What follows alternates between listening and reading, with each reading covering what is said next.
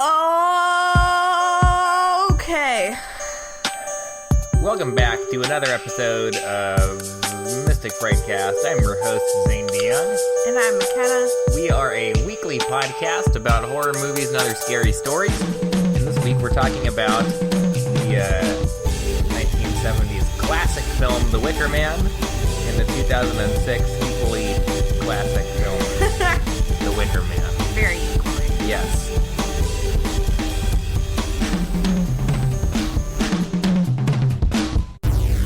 Before we get into that, I also have a quick kind of another game for you to play. All McKenna. right, great. Bring it on. This is becoming a new segment of the show. I like it. It's very, very fun. But before we get to that, I have one question for you. What's that? How are you? I'm stressed. Why are you stressed? Listen, we're gonna be moving in about a month. And I am still waiting to hear back about a job, and the lady at the apartment that we want is being real strange. And so... Kind of a bitch. A little bit. Yeah. I'm not as stressed as you are. I'm a little stressed. I'm more just like, I'd be fine, except that I feel like a lot of people I feel obligated to a lot of people right now. Like, cause the move and like just us moving is like fine. Yeah. But it's everyone else being like, I need to see you before you go. Oh. Which I understand, but at the same time, I'm like, this isn't about you, Karen. Not my mom, Karen. Not your mom, Karen. I needed a name. A name. Mm-hmm. See, I'm more like, why aren't people just doing their fucking jobs? I mean, I wonder that basically every day. No, I know, but it's just in every aspect of my life. Yeah. Everything would be so much easier if people just did their jobs. Yeah, listen, for those of you who don't know, McKenna's a little bit of a control freak. And I don't show it very much. She's been struggling with not being able to do a whole lot about the move, because there's really just not a whole lot to be done until like things happen. Things aren't happening. You can't make them happen. You just gotta let it. You just gotta let it be. Yeah, I had a little meltdown about it. You did. Yeah. It doesn't cater to your personality type. No. Ooh. Oh. Salad time.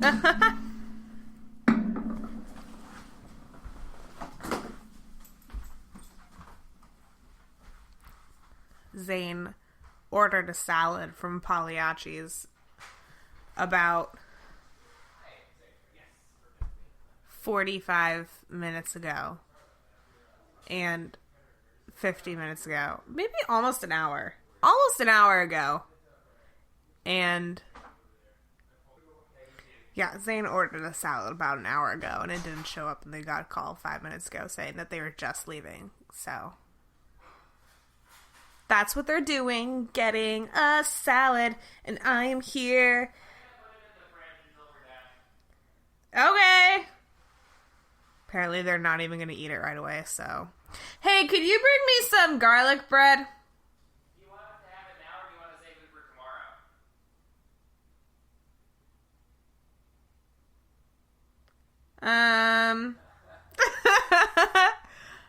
Both. I'll save it. It's fine. We're fine. It's all good. We're fine.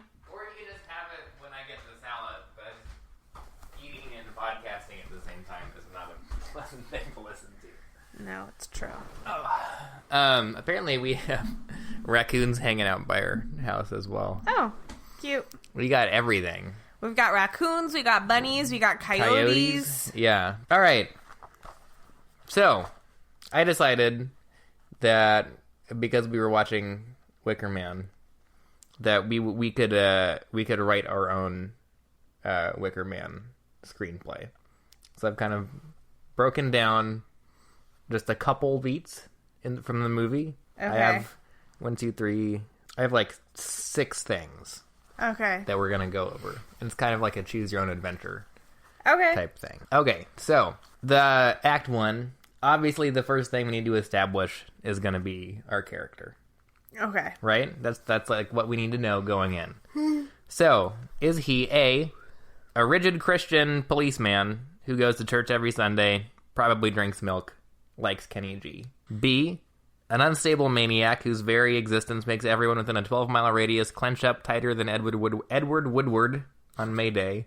Edward Woodward is the actor from the original Wicker Man. Ah. Or C, a 14-year-old dog who can't see or hear, has ear infection, likes cheese. First one. The policeman? Yep. Who likes Kenny G? Yep. Okay, so that's basically the character from the first movie. Yep. Okay. I'm surprised you didn't go with the dog.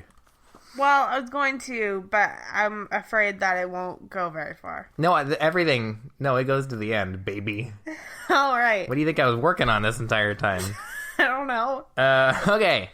So we have our protagonist, who's the cop. The second thing is to establish the conflict that kind of sets off the story. Yes. So is that conflict A, a missing girl, B, a missing copy of Eat, Pray, Love, or C, a missing brick of Tillamook cheese? Definitely the brick of cheese. Okay. Wait, no, can I change it? Sure. Eat, Pray, Love. Okay. Okay, so we have this kind of uptight milquetoast cop looking for his missing copy of Eat, Pray, Love. Yep. Okay. Make it his wife's copy of Eat, Pray, Love? Yeah, I mean, it's just a missing copy of Eat, Pray, Love. So it really could be anyone. Niece, wife, brother. And then we come to the first, the first action that occurs, which is arriving on the island. Mm-hmm. So we get on the island, and the first thing we do is A, ask around about the missing girl. B, look in bags for sharks.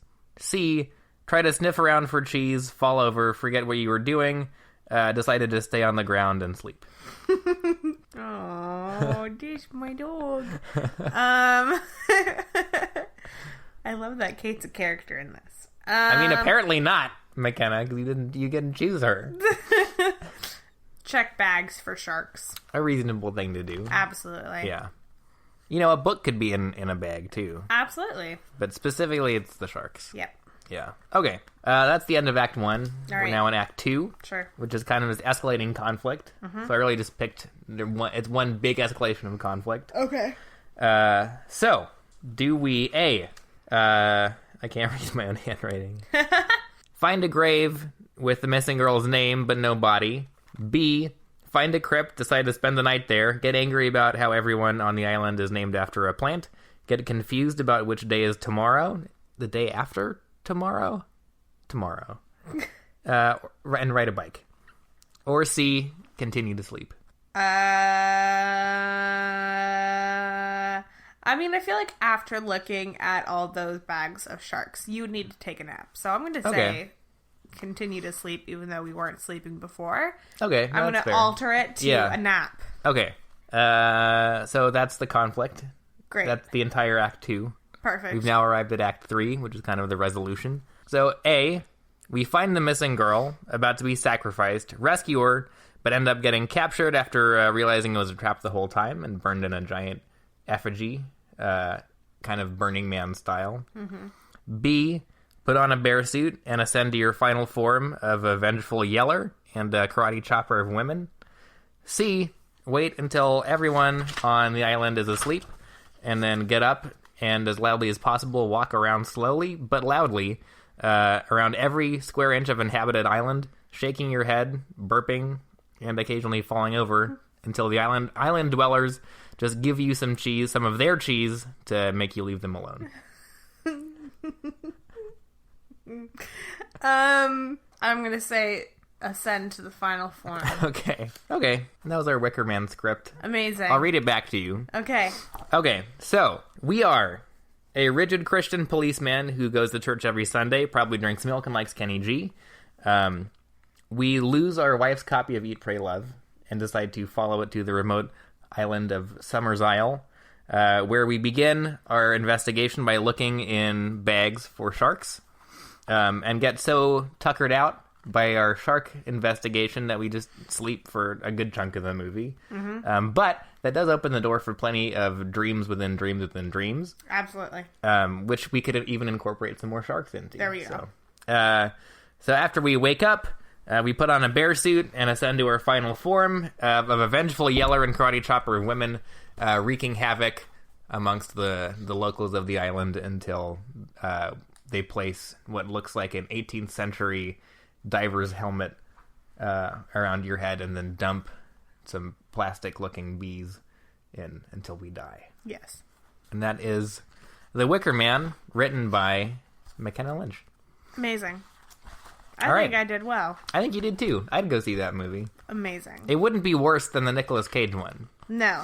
Okay. There is a bottom line here. Yes. Also, for anyone wondering, everything about my dog in that is 100% true. Yes. She does do all of those things. Yep. Particularly the falling down. Yes. There are times where she's laying down, she tries to get up, realizes she can't, so she just slides back down. Yeah. She'll get halfway up, and then she'll just be like, well, I'll just change positions, and we'll slowly slide back down. They didn't see anything. We'll just pretend this never happened. My poor baby. Okay. Which version of The Wicker Man do you want to talk about first? Should we do a regional and then remake? Sure. Okay. Yes. Okay, so the original Wicker Man, made in, I think, 1976? I don't know. The Wicker Man, 1973. Ugh. Starring Edward Woodward. Edward Woodward. That's a really... It's really hard. It's a rough one. Yeah. Edward Woodward. Edward Woodward. And is that why they had the name in the second one be Woodward? Yes, and they had the Nicolas Cage's character's first Edward. name be Edward. Yeah. Some good callbacks. Edward Woodward and Christopher Lee, directed by Robin Hardy, and written by Anthony Schaefer from the novel Ritual by David Pinner. Great. Good job. Yes. This is also like one of the only movies that Robin Hardy ever directed. One of 3. Oh, wow, he only did 3. Yeah. That is not a lot at all. No, it's not. And this is the only, like, noteworthy one, too. Yeah. Yeah. It's very good. It is very good. Yes, kind of like Midsommar, in that it's not really, like, a horror movie. Yeah. Like, it kind of is. Kind of. But it's more just a very, like, surreal kind of, like, head trip. Weird shit happening type movie. Yeah. There has to be, we need to come up with a new category for that. I know, I was trying to explain it to my therapist today. Yeah. And I was just like rambling, and she was like, I was like trying to explain Midsommar to her. Yeah. And she was like, sure. Well, because it's not horror. No. Like, it's not, yeah. And she was like, well, was it like a thriller? And I was like, well, no. No, not really. It's a whole different thing. It's like... Cause I was like, well, you know, kind of in the sense of like, you know, Silence of the Lambs isn't really a horror movie, but it's kind of horrific. Yeah. But then she was like, oh, so it's like a thriller. And I was like, no. Even Silence of the Lambs, I think, is more of a horror movie than either Midsommar or The Wicker Man. Yeah. Because they don't have any of the traditional tropes. The tropes are like beats, and they're not particularly like you're not probably at least I'm not gonna have like nightmares about either of them. They're just kind of like they're almost like it's like nightmares kind of. It is. Or just a weird dream, like a weird. It is very dreamlike. Yeah. Yeah, I mean, it doesn't really it doesn't feel real. Yeah, they're kind of dramas, but they're also kind of about like the parallels between the two are pretty interesting. Actually, they are. Yeah. Because they're also both kind of like about society. Mm-hmm. And in Midsommar, it was just kind of like I think how people interact mostly in like pairs as like couples. Mm-hmm. And in relationships. Yeah, and then The Wicker Man was very much about how like kind of religions interact with people. Yeah. Yeah. But I also think that there's a big, just because of the time period, it reads to me kind of like not a critique, but a kind of like investigation of like hippie culture. Yes. Of the 60s and kind of like the state's response to hippie culture. Yeah. Well, and like cults were a big thing in the 70s and 80s too. Yes. So it's a very timely thing. Yeah. The other thing about this movie that I do want to bring up is that this is a pretty like this is an indie movie. This is right when independent film was like becoming a thing. That's cool. Yeah, and it's cool that it's become such a classic, and because it was such a like. I kind of had a feeling like it felt like an indie film to me. Yeah, well, I mean, it was Robin Hardy never directed anything before. Yeah, he was an author, maybe I think before this. Yeah, because there were like I definitely like had the feeling at times where I was like, oh, like a guy just like made this movie. Yeah. Yeah. Like, it didn't feel super, like, fine-tuned in places. Yeah. Like, it felt a little bit rough, and it definitely didn't feel, like, perfected. Yeah. I kind of liked that, I kind of did, too. Yeah. But it definitely felt like, oh, like, a guy just, like, decided to make a movie. Yeah. Yeah. You know what I mean? Yeah, I'd agree. I think part of that also is there is no, like, definitive version of the movie. Mm-hmm. Like, because the one that we watched is the most definitive version of the versions, but it's like assembled from when they released this movie as in the US, it was like very heavily edited. I would imagine probably for nudity. Oh, uh-huh. And they cut out like something like 20 minutes. Oh my god. Of movie, and they for since the 80s when it was released on home video, and really like after its first theatrical run up until like 5 years ago, you couldn't get any of that footage anywhere until they basically like stumbled across a print of the movie that had the original footage in it. Wow. So like it's approved by Robin Hardy, like the version that we watched. He said that's kind of like the closest to what it was going to be. Yeah. But it still wasn't his like final edit of the movie. That's just kind of like what we have, basically. Interesting. Yeah. So I think part of that kind of like roughness is due to the fact that it's never been like edited fully all the finished. way. Yeah. Yeah.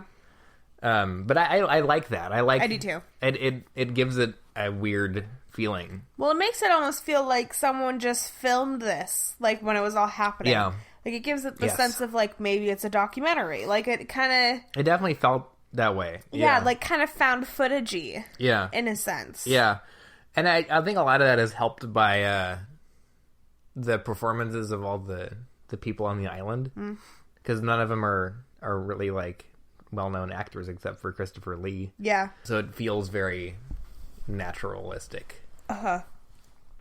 It's a weird movie. There's a lot of really weird choices being made. The music is strange. It's almost a musical. Yeah, I know. I was thinking that There's too. There's so much singing in it. Lot of singing. Weird shit, man. And it's like they used the same like 3 songs throughout the entire movie. Yeah. Like when people weren't physically singing or chanting, like it was like the same 3 songs over and over and over again, and they all had like repeating lyrics. Yeah. It was very strange. Very weird, and they're all songs about like fucking. Yeah.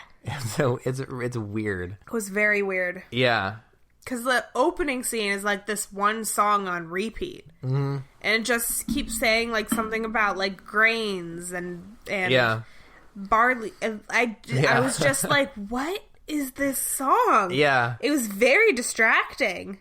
Yeah, but I think it was supposed to be. Yeah, I think that it's very like anachronistic. Mm-hmm. Like, I think a lot of parts of the movie don't feel like they should go together. Yeah. But it kind of like works to make this like weird kind of mood. Felt very dreamscape. That's like really the easiest way to explain it. Well, and the way that the songs kept like kind of floating in and out, like in the way that something happening in the outside world would like float into your dream and float out. It was very strange. Well, and it's almost like when you're having a dream, you don't really like think about how things are weird. Yeah. They're just how they are. Yeah. And then you wake up and maybe you think about your dream and you're like, why was I doing that? Yeah. You know, like, why was I trying to, you know, I can't think of an example. Find your copy of Eat, Pray, Love. Exactly. Yeah. But you know what I mean? Where it's like you have your dream and you don't have a second thought about what's happening in it. It's just how that world is. Yeah. But then, like, you wake up and you, like, think about what happened and you're like, that makes no sense. Yeah. Like, how did I get from here to here? Why was I doing this way? Like, it doesn't make any logical sense. Yeah. And that's how it felt. Like, that's how the movie felt. Like, it didn't really make any logical sense. Like, it was just kind of going from one place to the other. And, like, you know, it connected, but also it was like, you weren't really sure how all the time. Yeah. Well, I mean, like, there is a plot. Yeah, like, absolutely. There's a mystery. He's looking for... And that's for the really girl. but that's really the only thing tying everything together. Yeah, and the plot feels very secondary. Yes. To, like, the mood and just kind of the weirdness of the environment that he's in. Uh-huh. I mean, there's that one that like great scene where you first meet Christopher Lee and he's in the garden. Yeah. And he like sends the guy up to have sex with the lady. Mm-hmm. And he's just like giving this weird monologue that seems like it's kind of directed at the policeman. Yeah. Even though he's not really talking to him, and it's like cutting to these two snails on the flower, and you're like, what the fuck is happening? Yeah. It feels very like it feels like it was made by someone who doesn't like know all the kind of like tricks and tropes of like filmmaking. It feels like, I don't know, there's a certain amount of like naivete, I think, to the way that it's made. Yeah. That's very like endearing, but also adds to the weirdness of it. Yeah, for sure. Because I think that the Robin Hardy puts things in that feel different because they wouldn't necessarily have been thought of by someone with like a classical filmmaking background. Yeah, for sure. Like the way that the music kind of interacts with the movie, and the way that there's there'll be a focus on kind of environment as opposed to people. Yeah. It's a weird piece of filmmaking. I think it's an odd one to have gained this like kind of legendary status. Yeah. And it's not, I guess I think I was kind of incorrect earlier when I told you that this was kind of up there with like The Exorcist and Rosemary's Baby. Mm-hmm. Because I think it's not really known by like everyone. Yeah. But it's like in kind of the film community, this is like a pretty like significant and monumental movie. Yeah. And it's like a lot of people have been influenced by it. And it's cited by a lot of people as being like a really significant piece. Yeah. But it's not really outside of like that world. It's not really known a whole lot. Yeah. Aside from maybe like the remake, which we'll get into. We'll get there. Yeah. Yeah. I don't know. I really, really like this movie a lot. I did too. Yeah. It feels very timeless. It does. I mean, it's in that sense, I do get a lot of like, you know, Exorcist or Rosemary's Baby. Yeah. Kind of a vibe from it because, yes, it was made in the 70s. Like, it is very 70s. Like, yeah. You know, but it's also like, you know, you can watch it today. Just like you can watch The Exorcist today. You can watch Rosemary's Baby today, and it holds up. Like, it's still... Yeah. Like, it feels like it was made in the 70s, but also, like, it doesn't feel dated. I think part of that for me is if something feels like it's authentically captured... Yes. Kind of like what it was like, you know, during that time period that it was made.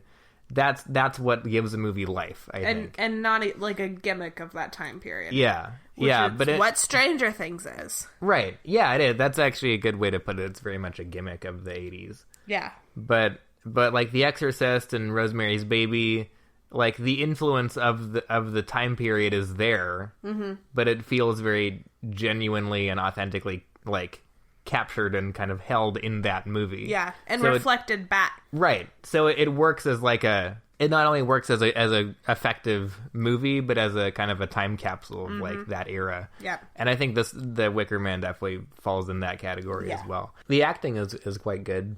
Yes. It felt, I think, a little bit more realistic than a lot of movies from that era. Yeah, I was actually thinking about that in the very beginning. When he first gets to the island, he's like talking to that group of guys, the group of, sailors or whatever. Yeah. And like, at first I was like, oh, it's there, that whole kind of scene in the very beginning, that felt very structured, very like automated. Yeah. To me. And I was like, oh, it's an old movie, like, it's not the best acting, it's not super, like, realistic, like, sure. They're very obviously, like, playing a part, but, like, I feel like that wasn't the case the further we got into the film. Yeah. Like, I feel like it started out kind of structured and, slightly robotic, as sometimes it feels when you watch movies from that time period. It's not, it just feels very like, you say this line, I say this line, you say this line, I say this line, I feel like as we progressed through the film, it felt less and less like that. Yeah. It felt like, I don't know if it was because of the setting with the people being as they were, very kind of secretive and the whole thing was structured. Right. Yeah, I was gonna say that. But it maybe it was because of the setting. Yeah. But it kind of regardless. Yeah. It kind of floated away as the film progressed. Well, I think, I mean, I don't know. I think that a lot of that was just like how it was written. Like, because when he first gets there, everyone is playing a role. You're right. It is a ruse. Yeah. They all had a job in this kind of ruse, I guess. Right. Well, because their job in the ruse was to say that they didn't want him there, even though they did. Yeah. So it's not even like, it's not even one lie. It's like two performances. Yeah.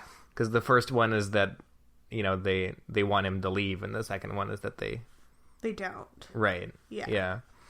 But it also, who knows? It also might have just been not so great acting. Could have been a little bit of both. Yeah. But I liked Edward Woodward a lot. Yes, I did too. Yeah, I was gonna say, I feel like the leads were very strong. Yes. And that could have just been, kind of the secondary parts. Yeah. That maybe weren't as strong. Sure. Yeah. Well, because I think that they were, for the most part, just like people. Yeah. I don't even know if he like cast. Actors. He might have just like picked up some people. Yeah. Yeah. But no, I thought he was really good. Very like, for a pretty unlikable character, he was at least very engaging. Yeah. And it was just kind of like enjoyable to watch him flounder in that environment. Yeah. Because he was such a stuffy, like, obnoxious Christian boy. Uh-huh. And to watch him just, like, get more and more freaked out and, like, get so out of his depth. Yes. Was just very, like, yeah. Yeah, completely out of his element. Just, like, absolutely, like, just dumbfounded. Yeah.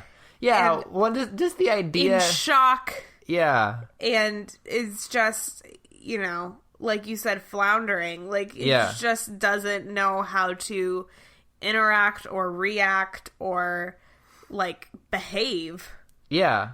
Well, just like the idea that he has any sort of relevancy to them at all. That, yes. like, he has this totally misplaced sense of authority that just doesn't matter. Yeah. It's such an interesting, like, that's where the movie felt sociological to me. Yeah. Where it's like you're watching, you know, basically like a representative of the state try to understand and control something that just didn't give a fuck. Yeah. Like, not, and like there's one of him. Yes. And it's an entire island of people who just don't care. Yeah.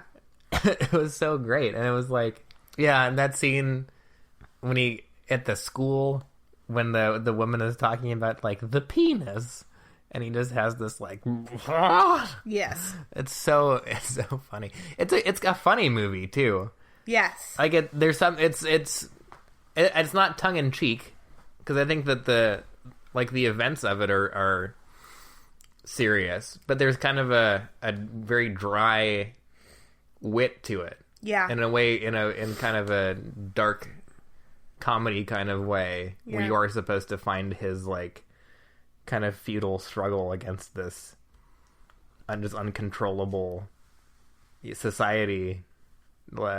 It's kind of funny. Like, there's something a little bit comedic about it. Well, and him just, like, trying to, like, enforce what he believes to be his power against these people is just, it's comedic, because he thinks that he's, like, the law of the land. Like, he has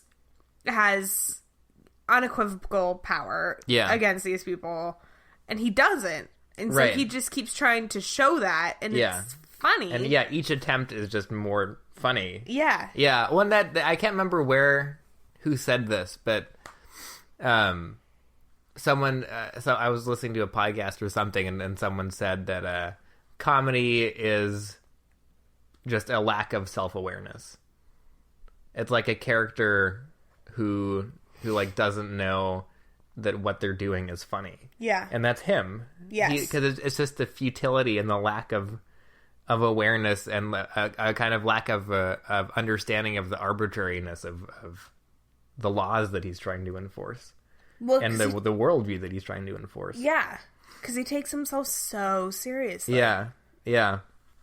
And it makes it very, like, satisfying when things go wrong. Yeah. It's a weird way to strike. That's why this movie feels so weird, because that's a totally different, unique way to structure a horror movie, which is they're usually dependent on the lead kind of being a stand-in for the audience. Yeah. And he's so not. He is, in the sense that he's a fish out of water, and that, like, you would obviously feel very uncomfortable going to that island.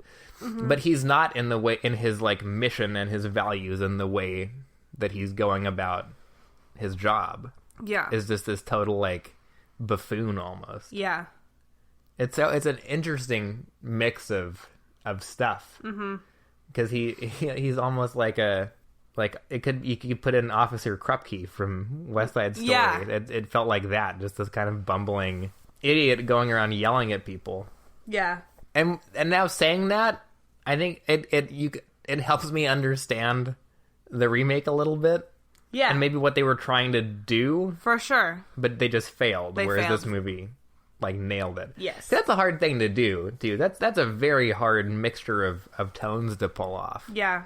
I also just feel like it's harder to do in a modern setting. Yeah, and I think a modern American setting, too. It's a very British kind of humor. Yeah, very kind of dry. Yeah. You know, it's not, yeah. It's like, it was Wisecrack, because they were talking about Shaun of the Dead, and how it was clever, but it wasn't really, like, funny. Yes. That's in the same way that this, like, stuff happens where you're like, that was funny, but you're not gonna go, like, you're gonna laugh out loud. About it. Yeah. For sure. Yeah. And I also think that it also succeeds because it then kind of, in its last couple minutes, really shifts gears into just pure, like, horror. Yeah. Because it's kind of, like, funny to watch him bumble around and clearly not understand what's going on. And there's like creepy stuff that happens, and there's like really good kind of building of tension. But then once he rescues the girl and they like kind of escape, and then once she like runs off to her mom, you just get that like sinking feeling, and you're like, oh fuck. Yep. And then it's just like it's terrifying. Yeah. God, when he like basically just breaks down. Yep. And from that point on, it's so like brutal. Yeah. And that's when there's this kind of shift in tones to him being this like kind of tragic comedic figure to just being like, you feel like so bad because he's just panicking because he's doing everything he can. I mean, yeah, he's like, yeah. He can't, what else are you supposed to do in that situation? Yeah. And just, I mean, the whole movie has been a futile attempt to do anything. Yeah. And that continues through that last scene. There's nothing he can do to get out of there. Mm-hmm. And when they put him in the Wicker Man and he starts like singing his like hymn, and then he just gives up and he's like, just fucking like, I'm gonna die, just please like let me go to heaven. Yeah. I don't want to keep having to endure this, basically. Yeah. It's brutal. Like and that's, he acted that really, really well. He did. And just the kind of insanity of Christopher Lee's character is revealed. Mm-hmm. And I like that moment where he was like, he yelled at him and he was like, that this isn't gonna work. And there's a second where you're like, is Chris, because it made you doubt whether or not Christopher Lee's character believed in what he was doing or not. Yeah. And you don't know. They don't give you an answer to that. He might have. He looked crazy. He did look so crazy. he might have, but he also might have just been power hungry. Yeah. And liked leading that cult. Yeah. And you don't know, and you don't get an answer. Yeah. It reminded me a little bit of the Netflix cult movie that we watched part of, Apostle. Oh. Mm-hmm. Apostle was definitely more of a straight horror movie. Yes. Than this. Well, also, we never finished it. No. It was okay. We started it like twice. Yeah. Have yet to finish it. Yeah. I don't know. It felt, I have my complaint about most Netflix movies with that one, where it's just like, someone needs to be there to like rein this thing in. Yeah, just edit it a little bit more, cut it down. Also, Dan Stevens didn't really have a character, which was a problem. Mm-hmm.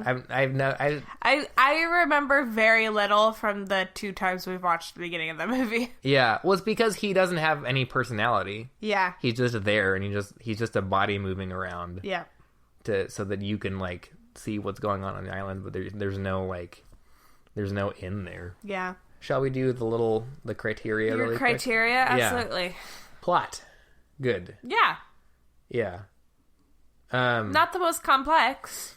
No, but it's also, I think, especially for the time, was pretty unique. That's true. For sure. I think now it's become kind of the touchstone for you're going to a cult island. Cult movies, yeah. Yeah. But when this came out, this must have been pretty, fresh. Yeah, I think so, too. And though you kind of, I mean, even before I watched this, I knew how it ended because I've been aware of that scene for a long time. Mm-hmm. But even though you kind of know the ending, and I would imagine you could kind of guess the ending. Yeah. He's gonna die. Yeah, that there's no way he's getting off that island after he gets on it. Yeah, kind of what happens in between is pretty interesting, and is pretty, you don't know, you really can't guess the sequence of events that's gonna happen. Yeah. It's weird. It's just so weird. When he walks out of the hotel and everyone's just having sex on the lawn. Yeah. You're like, oh, okay. Yeah. It's so bizarre. And when they're in the inn and everyone starts singing the song about fucking the landlord's daughter. Yeah. And you're like, this is so, so strange. Yeah, and just kind of uncomfortable and upsetting and just blah. So cults are it's weird. So weird. Yeah, that felt very like real cult shit. Yes. So yeah, good plot. Characters were good. They weren't terribly complex. No, but they were developed. They were developed, and I think they were acted well enough that the actors brought a sense of them being real people to kind of like one-dimensional characters. Yeah. So it worked. It worked really well. There's a lot about this movie that very easily could have been bad, as we will discuss later. Because it also was. Yes. But no, it was good. Plot, character, aesthetic was good. I really like how this movie looks. It's not always like, it's very unpolished. Yeah. And it's not always kind of classically beautiful to look at. There are some kind of like, I think objectively bad or ugly shots, but I think as a whole thing, it works really well. Yeah, I like how it looked a lot. I think it looks a lot better than the remake. Oh, I agree. For sure. Like this, 100%. There was some really, really beautiful imagery in here as well. Yeah. Mixed in with the kind of like bad 70s zooms and stuff. Yeah. I don't know, it just works. Yeah, I don't know, I don't think I can define it, but this movie just works. Yeah. Like even when it shouldn't. Even when they're like, there's that dumb 70s like chase song playing when they're running through the caves. Oh, yeah. And you're like, what the fuck? Where did that come from? So strange. Yeah, with like the breakbeat. Yeah. It's so weird. Oh, this movie is so weird. Yeah. But the more you think about it, the way. more you're like, what? Yeah. Yeah. Yes, it's good shit. Okay, theme, messaging, strong. I mean, obviously, religion, like Christianity versus paganism. Yep. But I think that's used to kind of look at, again, like state versus, territory or, yeah.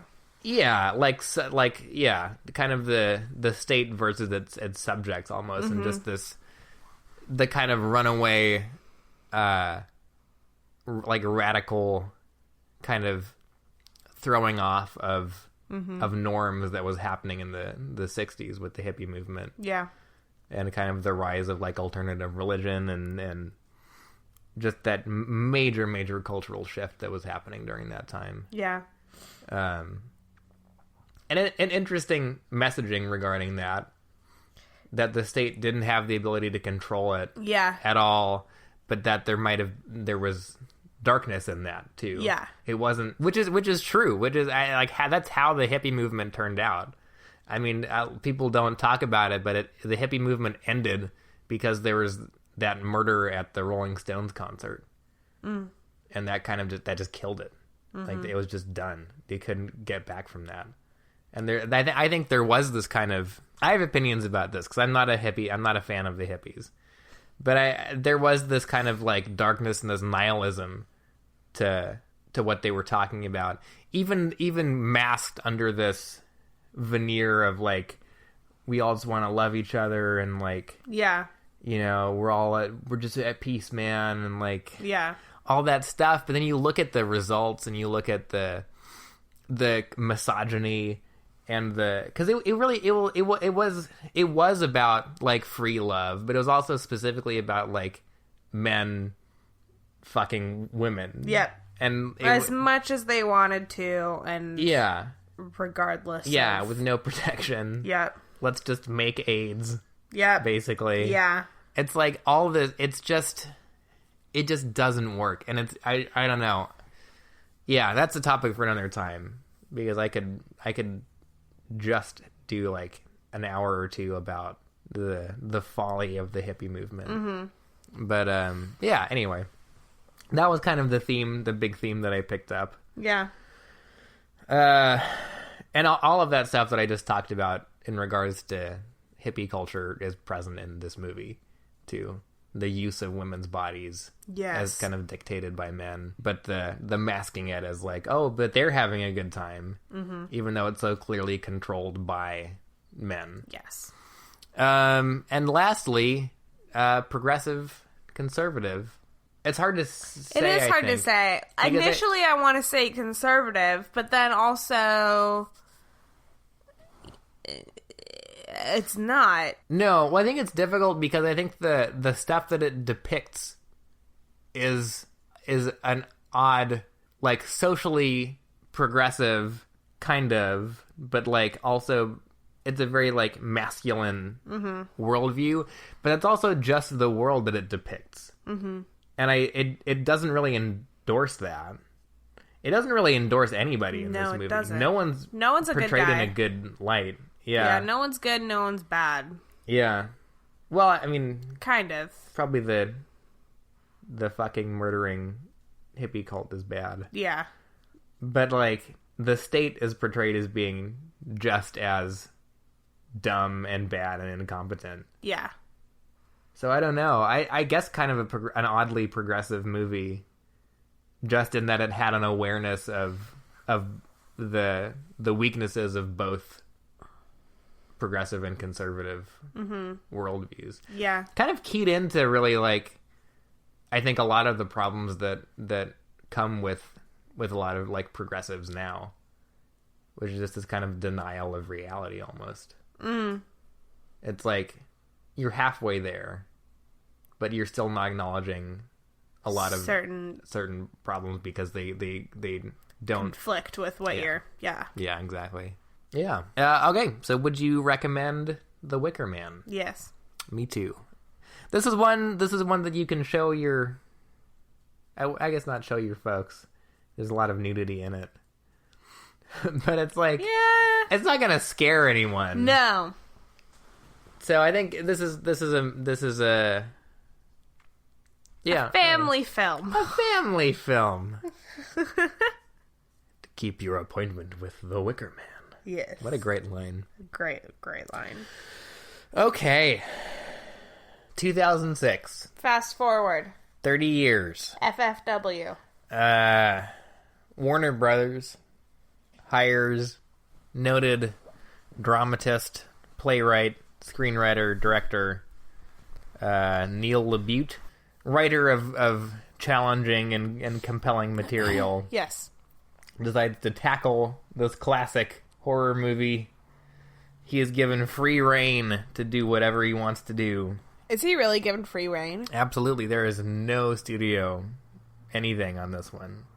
Oh, boy. And boy, did he make something. Yeah. I think the first mistake he might have made was hiring Nicolas Cage. Yes. Look, I love him. And I stand by it. I think he's a good actor. But I think that he was the wrong fella for this movie. I would agree. Get Leo. Yeah, I mean, then it would have just been like Shutter Island, I feel like. Yeah. But, I mean, here's the thing. As I mentioned when we were watching this movie, Nic Cage has two levels. He has, like, monotone, like, no emotion, Yeah. one note, Nic Cage. Yeah. And then he has Nic Cage! Yelling, screaming. Screaming at the top of his lungs. Maniac. Yep. Yeah. There's no in between. Yeah. And that doesn't work for this movie. No. It's not a good script. It's not. It's really bad. It's pretty, like, There's a lot of bad lines. most of the lines, I would say, are bad. Because you know how sometimes you watch a movie and then someone says something and you're like, oh, that wasn't great. Yeah. And it happens like once, maybe twice in a movie. Yeah. That was like literally every 5 Yes. seconds of this film. It's not helped by the performances, No, it's which not. are across the board Bad. really bad. Yeah.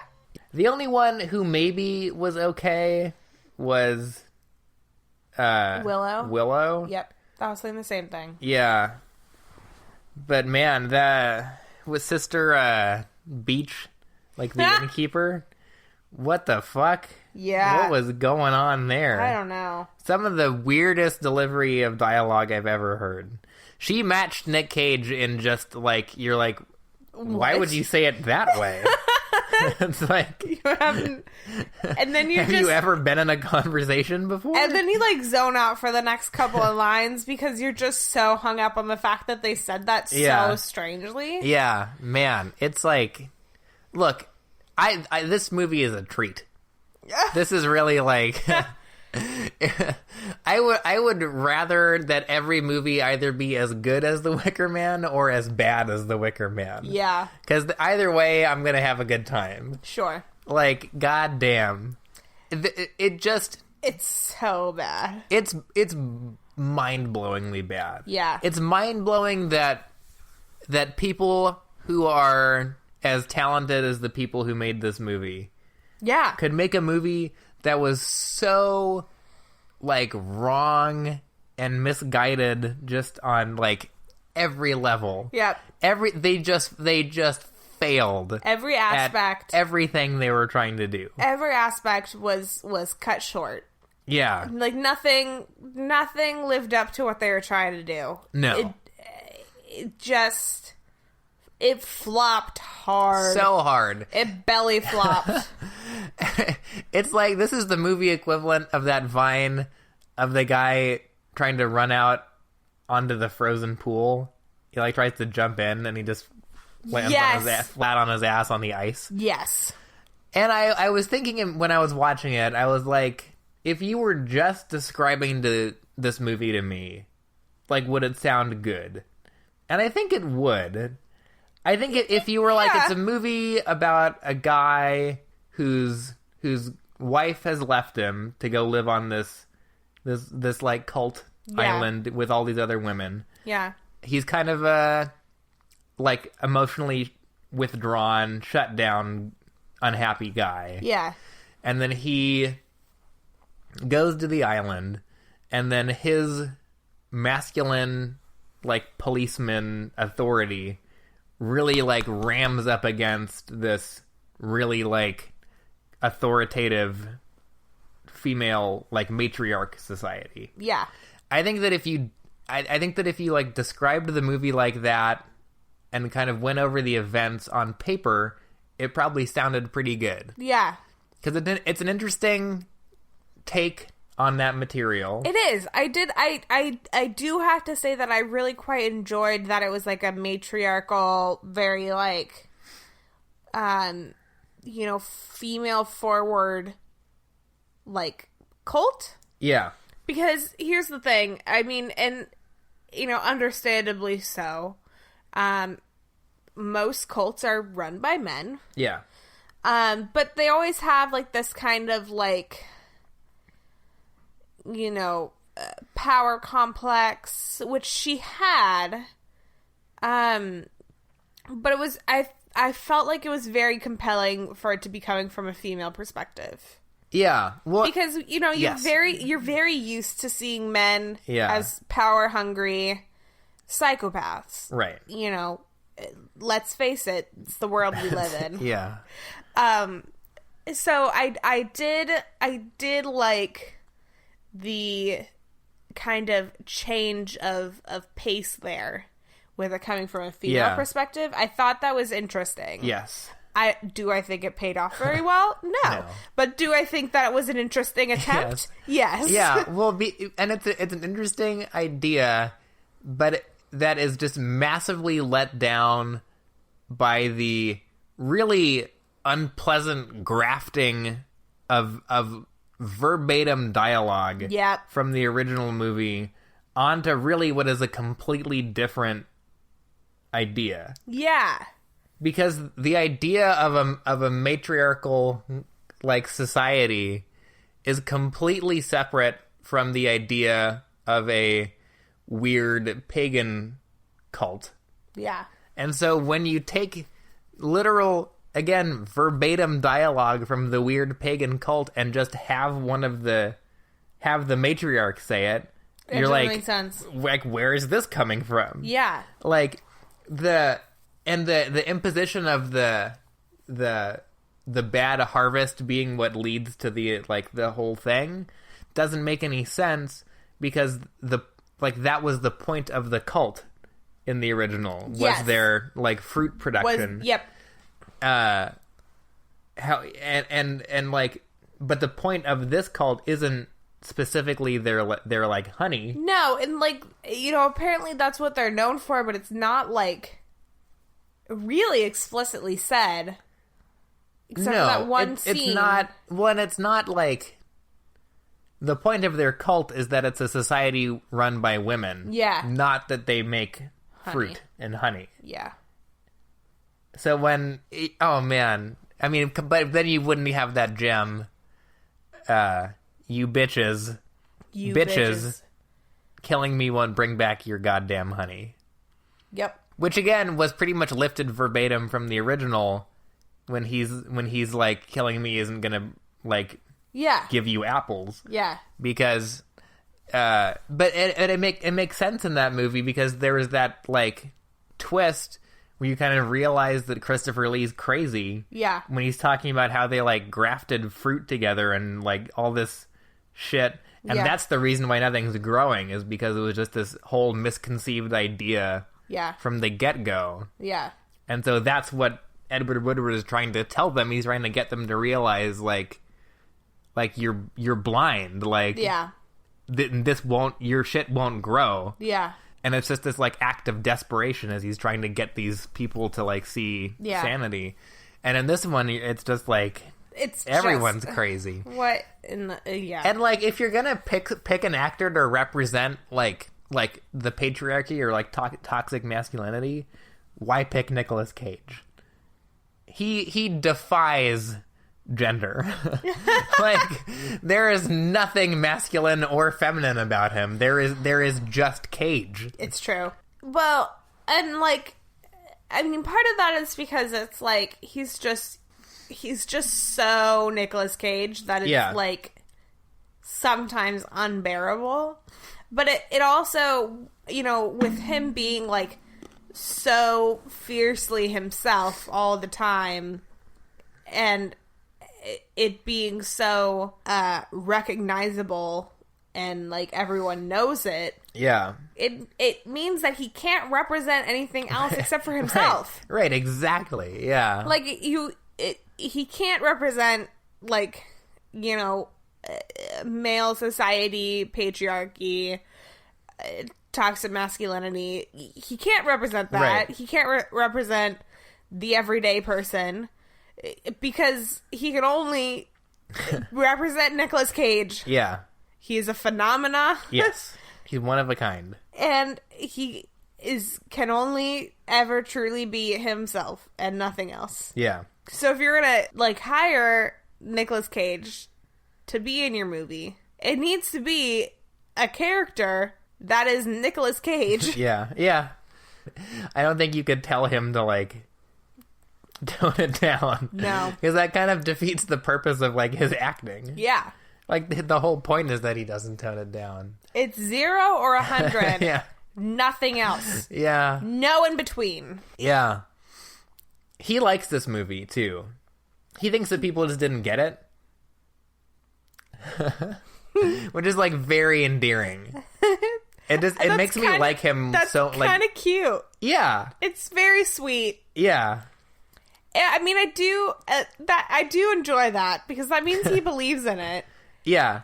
But I could support that. He has that attitude about all of his movies. That's hilarious. I think there are probably some, the direct-to-video ones that he does for money he probably doesn't give a shit about. Yeah. But, his favorite movie that he's done is one of... National Treasure. No. It's called Vampire's Kiss. And it's one of the most panned movies of all time. But that was another case where he was I did my thing, and I like it. I'm proud of what I did in that movie.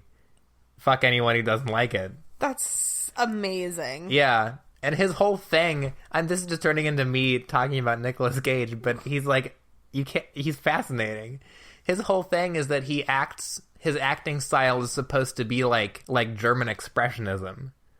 He said that. His whole thing is these really exaggerated faces and emotions. He does that on purpose. Yes. Yeah. That Neil LaBute, who directed this, compared it to watching Kabuki. He was like, he kind of just does it, and like, because I read a really interesting interview with the director about this movie from a couple of years ago, and he said that he was as good as anyone he's ever worked with, in that he was good at taking direction, and he would give you what you wanted, and then he'd be like, okay, no, I'm going to do it this way, and then you just do it that way. And that's just how he works. So weird. Yeah. The director, I think, also doesn't quite understand why this movie's bad. But I also think that the director doesn't really understand why the original movie was good. Yeah. Either. Because he said he honed in on the humor in the first movie. Mm-hmm. He was like, there was something kind of silly about it. And I don't know if... I think silly is the wrong word. I don't think silly is the right word. Yeah, and I think I don't think he gets the original one. I think that it's kind of funny. Yeah. But I think silly is the wrong word, because silly implies that it's like funny for the sake of being funny. Or that it's funny because it's unintentionally funny. Yes. Silly is Nicolas Cage running around in a bear costume. Yes. Funny is Edward Woodward in the Punch and Judy costume. And then it's funny because it's kind of sad, and you're like, oh man. Yeah. Because you at that point, you've kind of picked up that they like know what's going on. Yeah. And you're like, he's just running around looking like a dumbass. Yeah. And all these people are kind of making fun of him. Whereas Nicolas Cage is just running around like a maniac, just kicking women in the chest and screaming. So wild. So there's so much gold. This movie is just one giant meme. It really is. Like, everything that happens in it is hilarious. It's a true gold meme. Yes. That scene when he has the double dream. Oh my god. Is beautiful. I love it so much. It's so great. He has a dream, wakes up from the dream, looks down, has the girl in his body, wakes up from that dream inside of the dream, and then just screams, God damn it! That's the best part, too. So, yeah, because he's looking for the girl, and he, like, falls asleep on the dock for some reason. Because he's, like, waiting for the pilot of his plane to get back. No. And he falls asleep, and then he, like, wakes up because he thinks he hears, like, a thumping on the dock. Yeah. And then he looks in the water, and he thinks he sees Rowan.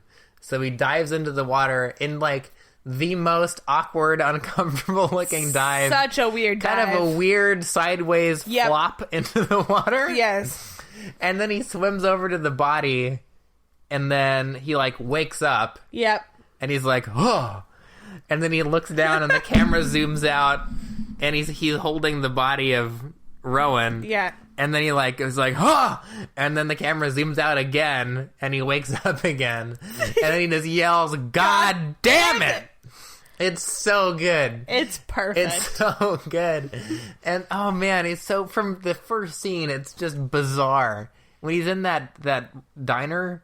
Yeah. And he's looking at, like, the diner has a book rack for some reason. I don't. And it's like paperback trash romance novels. Yeah. And then he picks up like a self-help audiobook. It's so weird. And then it's never...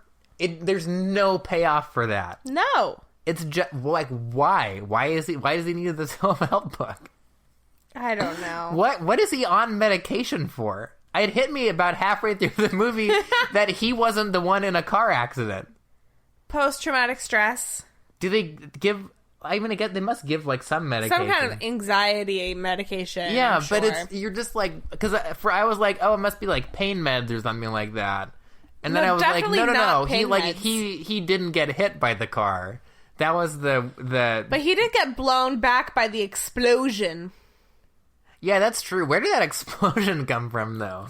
What blew up? I don't know, because here's the thing. I was expecting it to, like, do that when you break the glass, because there's, like, an oxygen release. Yeah. And so, like, if you break glass and there's fire, oftentimes the extra oxygen from, like, that room, either room or space, yeah, like, will create some kind of explosion. Yeah.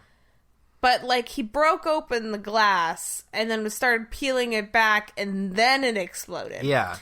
So, not entirely sure. That whole sequence is weird.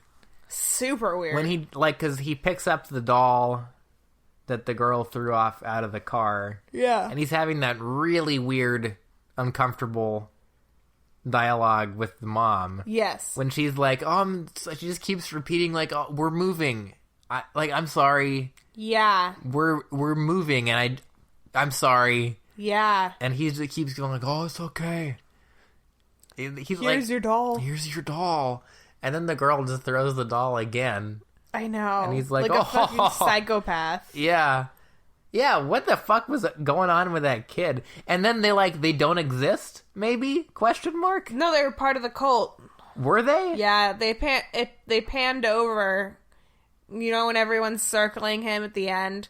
They're, like, surrounding him and closing in. He's screaming at them. Yeah. They take off their masks and they're standing there. Oh, really? Yeah. Oh. That doesn't make any sense. No, it does not. But...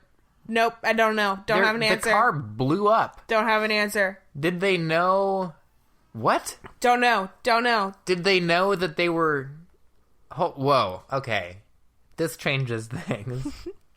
Yeah, didn't you not notice that? No, I didn't. Did they... Okay, because why? he, like, double takes. Like, they take off their masks, and he's like, what? Huh.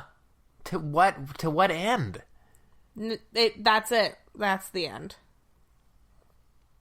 Why? What was the purpose of that? I don't know. I don't know. Like, okay, so... What was their plan? I don't know. Maybe that was the part of their job. I don't know. But did they plan to get pulled over by him? Did they plan to get hit by that truck? I don't know. That doesn't make any sense. Nope. Huh. Wow. That's like... Wow. That blew my mind. That makes everything even more incomprehensible. Yeah, it does. Like, what purpose could that possibly serve? What... Because, did they think that, like... Huh. Maybe they were, like, trying to escape? Or maybe they were going back? Or... But they were in California. They weren't anywhere near the island. It had to have been purposeful. Yeah. Did they want to give him PTSD from watching them die so that he would be on medication? So that he... I don't know. Wow. Huh. I don't know what to do with that information. I mean, I'm pretty sure it was them. I fully believe you, because the whole movie is so incompetent that just it being more incompetent doesn't surprise me at all. I mean, there's also the classic how to get burned sequence. Yes, he says it like 10 times. How to get burned, how to get burned, how to get burned! Populated internet culture since its release. So amazing. How to get burned! How to get burned! How to get burned! He doesn't even give her enough time to respond. No, and also, A, why would she know? B, what significance does it being burned have? Well, because the teacher told him that she was burned. Right. Was that the same doll that the girl threw out of the car at the beginning, maybe? Oh. Boom. I mean, there's no answer to that question. No, there isn't. Like, it doesn't matter, Nicolas. Nicolas? Then, of course, there's the step away from the bike. Step away from the bike. Forcing a woman to abandon her bicycle at gunpoint. Ugh. Could be a bit of an overreaction. A little bit. You know. I love that he keeps trying to use his gun. I know, he keeps using his... Yeah, his face goes so serious when he pulls out his gun, I know. too. And also watching him bicycle around the island is like the a joy. Best thing. Yeah, because he's a very wobbly bike rider. Well, because he's trying to look angry. Yeah. And so, like, he can't, like, just bike in a straight line. It looks too peaceful. Yeah. What else? Yeah, I don't know. I mean, I don't have a whole lot else to say. I mean, listen. I'd highly recommend watching it. It's a good slumber party movie. It's hilarious. It's one of the best comedies ever made. And it wasn't supposed to be a comedy. No, but I would rather watch this than like, I don't know. I don't even know. Stuber. Yeah, I thought about maybe going to see that, but I was like, I don't know, maybe not. I don't think I can do it. I feel like I get comedy from other places other than like movies. Yeah. You know, like I'd rather watch a stand-up special or like John Oliver or a YouTube video or something like that. Like, yeah. I don't really like comedy movies all that much. For sure. Yeah, look, I guess we'll go over my criteria really quickly. Okay. Just to see. Just to be consistent. Yeah. Plot. I thought I had a handle on it until you told me about the people from the beginning, which really just like it derailed you, huh? Yeah, that's like the nail in the coffin of insanity that is this movie. Yes. Because at least it, like, you could kind of, you know, beat to beat, it kind of like made sense as a narrative, even if it was very illogical and stupid. At least you could like trace its events from point A to point B. But this really like fucks that up big time. It does. Yeah. Yeah. Character. There is none. No. There is only Cage. There's only Cage.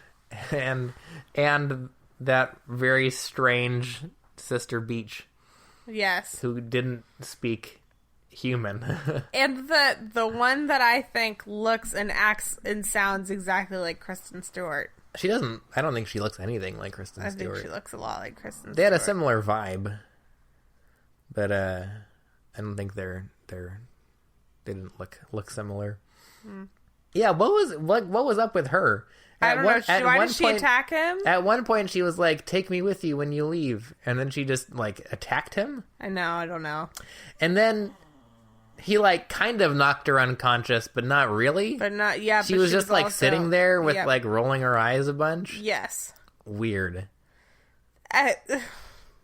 Nothing is real. Themes and messaging. I mean, like I said, I think from what I gather and when I read the director say, it was kind of supposed to be this like kind of masculine versus feminine thing, and how really like a masculine presence functions in a feminine like society. Yeah. Which I think is an interesting idea and one worth exploring. But man, it was bungled. Yes, it was. Real hard. And slightly tasteless. Yeah. Yes.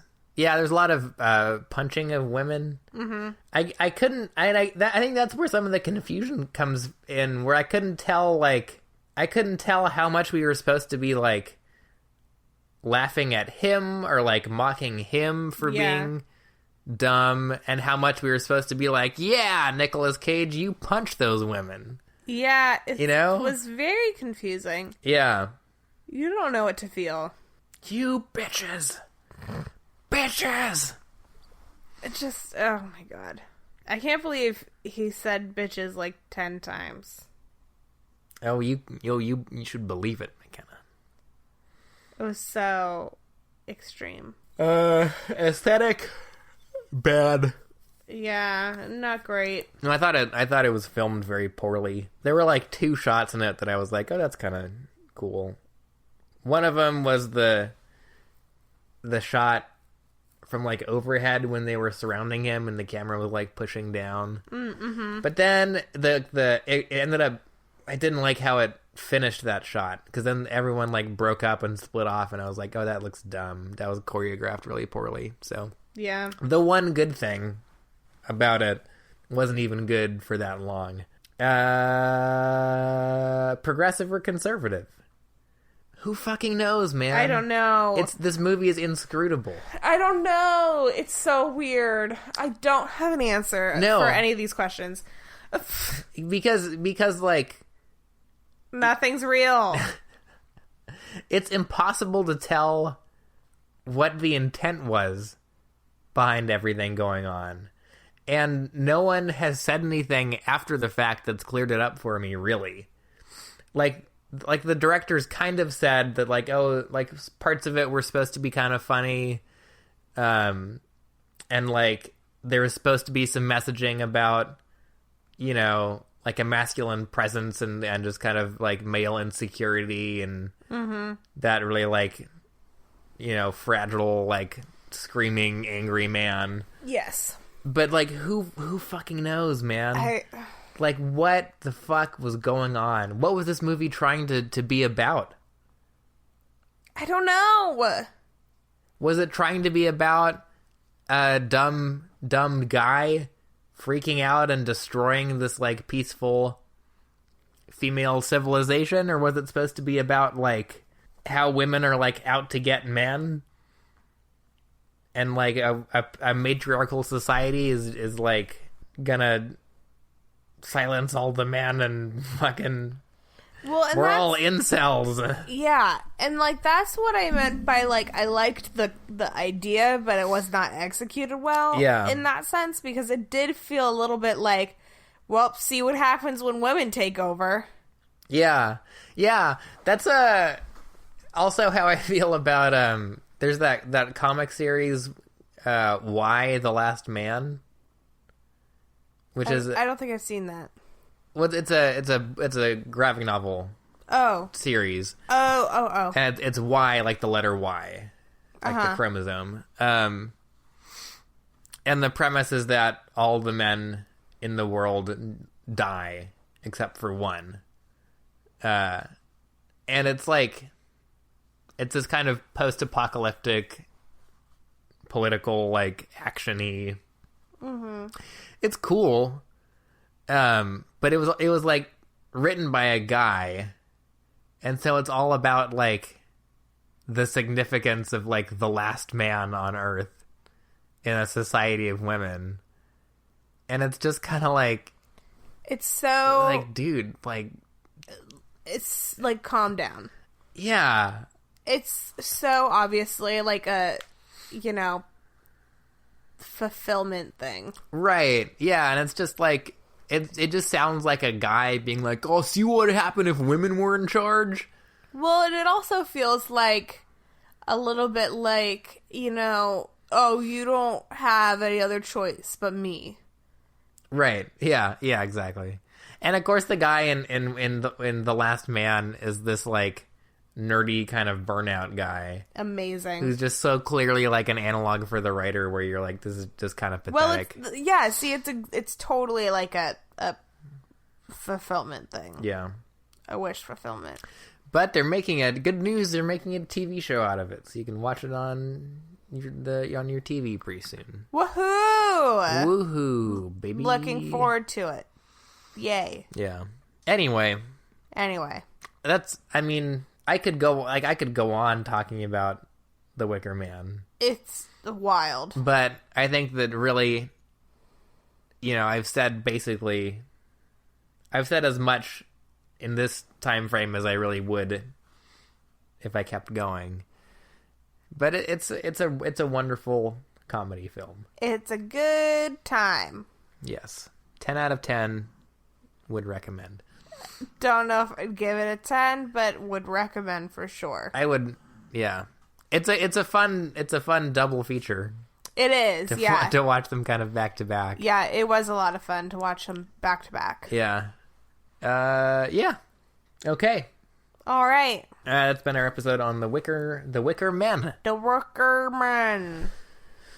So, do like always, follow us on the social medias. Please, please, please. Listen to our show, share us around. Yeah. If you have friends or family who are into movies or horror or anything, just be like, hey, listen to this podcast. I think you'd like it. It's pretty okay. Yeah. So, yeah. Thank you for listening. We'll be back next week. Don't know what we'll be talking about. We'll figure it out. I feel like there's something coming out in theaters next week. No. I don't know. We'll figure it out. Figure it out. It'll be fine. It'll be good. It's been a treat. It has been a treat. Don't miss your appointment with the Wicker Man. Oh, there's also a stage musical of the Wicker Man. Oh, yes. But don't worry, in case you're wondering, yes, it is very meta. Yes. Because of course it is, because fucking theater sucks. Come at me. Okay, bye. Bye, don't die.